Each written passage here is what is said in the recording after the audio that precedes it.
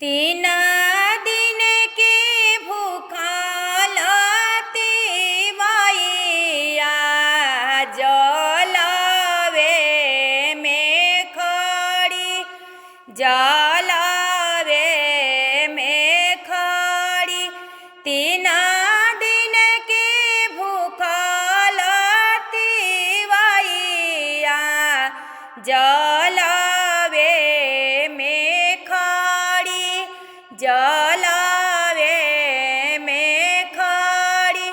थर थर कापेला बदनिया ओठवा गइले झुराय ओठवा गइले झुराय।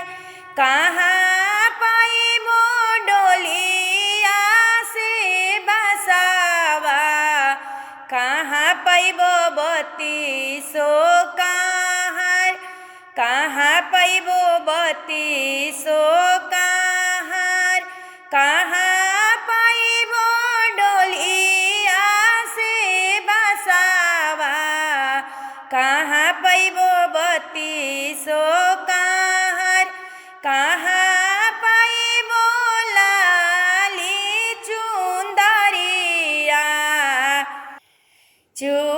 चुंदरी के ओहार। कहाँ पाइबो लाली चुंदरिया चुंदरी के ओहार।